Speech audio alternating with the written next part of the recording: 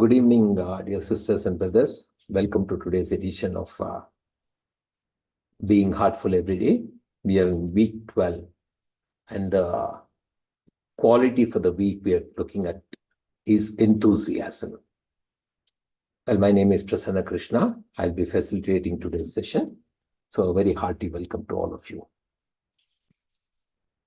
Before we start the program, a very gentle reminder to everybody that let's try to share masterclasses by Daji to one or two associates in a friends and family circle who have not been introduced to heartfulness still, so that they get a flavor of what heartfulness can do and they can start the practice. And also this being heartful every day, if we can circulate it to one or two practitioners who are already practicing heartfulness, it will be great. Okay, so we move on to the reading part today. Yesterday we were reading about prayer, how to pray, to whom to pray. I think Babaji Maharaj's interpretation of whom to pray is something very, very deep and really worth much more reading. We did that yesterday twice. Now we move on to how to pray. In the 1940s, a particular prayer was revealed to Babaji from above, and it goes like this. O Master, thou art the real goal of human life. We are yet but slaves of wishes, putting bar to our advancement. Thou art the only God and power to bring us up to that stage. The prayer has 4 parts. The first part makes it clear whom we are addressing. The Supreme Master. This has a very deep meaning, which is important to understand. In all spiritual traditions, the source is said to be pure nothingness. It is complete in itself. It is the beginning and the end, all in one. It is beyond creation, beyond consciousness, and beyond the Creator. It cannot be touched by anything. How can it hear a prayer and respond? Therefore, there has to be something that is in osmosis with the source. And that is the master. Whether you experience it as an inner master at the core of your being, or the living master, the guide. It is the master who responds to our prayer. When it's a deep cry from the core of a being, it is the master who is the connecting link. This concept is difficult to understand and accept at the beginning of the practice, but becomes clear through experience as we progress. The second part clearly states the goal of our existence. The master is the purpose of human life. This implies that we are not isolated individuals who are praying for our individual evolution or personal salvation. We are praying for the highest state available to all human beings. We are praying for all human beings to become one with that stage. It is an all-inclusive prayer. The third part of the statement, the third part is a statement of a correct collective human situation. Our wishes and desires drag us down, put obstacles in our path. They impede our progress. It is a humble and honest acceptance of a situation. It is an enlightened perspective. We are not blind or in denial of a situation. It helps us to yield, to be supplicant. Our wishes and desires take our attention and focus away from our purpose, to become one with the Absolute, our highest state of being.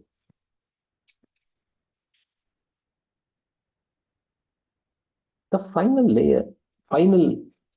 line of the prayer is a humble acknowledgement that the Master is the divine power who can help us reach that goal.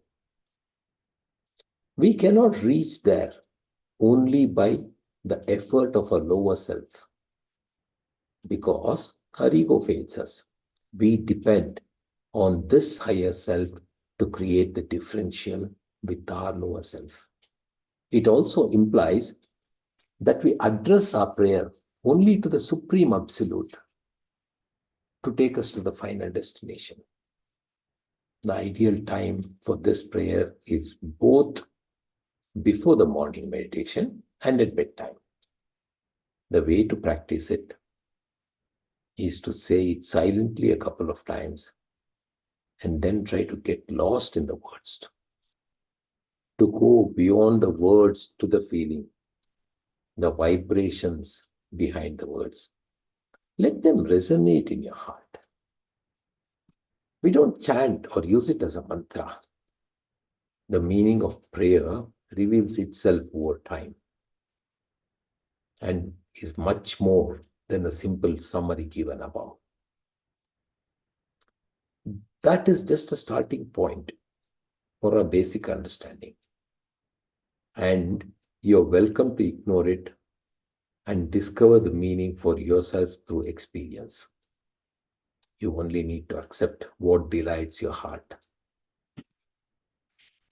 Recently, I witnessed half a dozen of heads of reputed spiritual organizations in the special attires, reciting slokas in Sanskrit, praying for the unity and universal peace at the end of a meeting. But I had observed them arguing and trying to be more accurate in their articulation of the ancient scriptures. It made me wonder at their sattvic nature. Even while reciting those wonderful slokas, one can witness the arrogance of knowledge and position. How can grace descend in fully packed hearts? Where do we begin?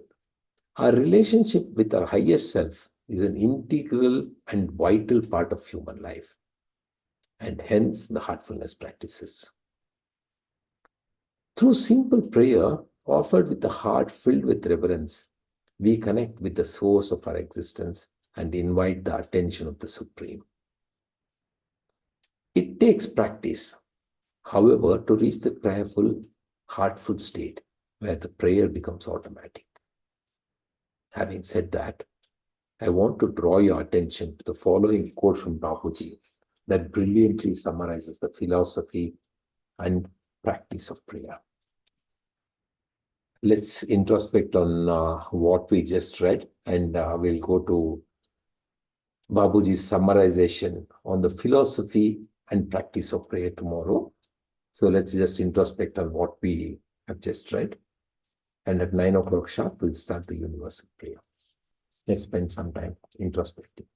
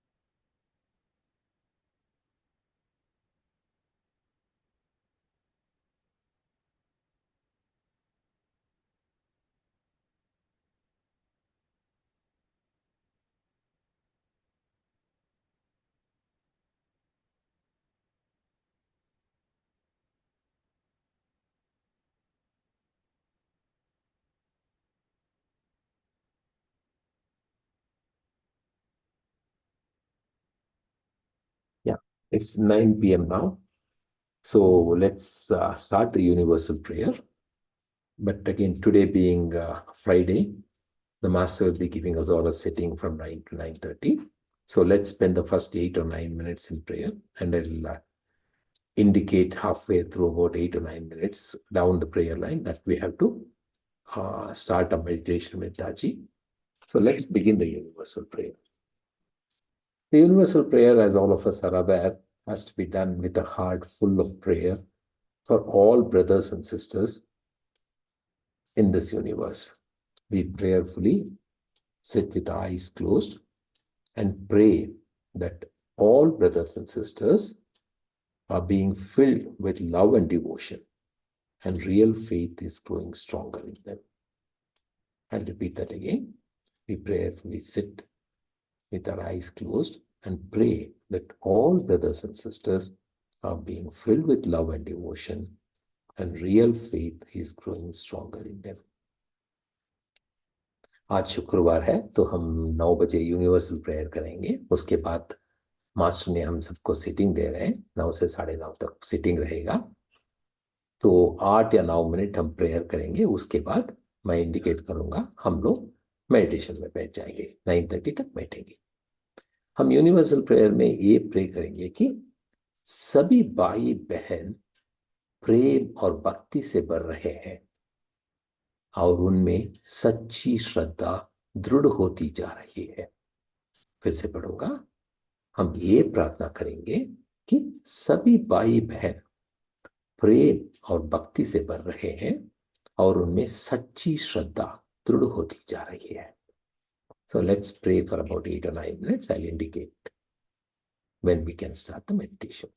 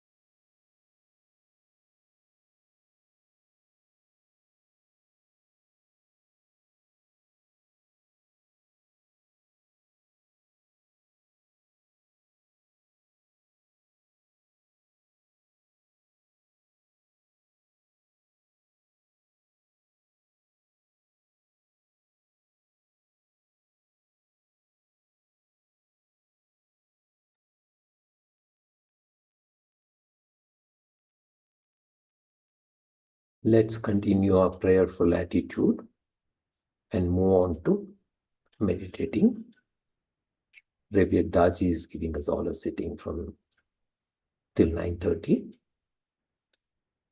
Let's all begin meditation. Thank you.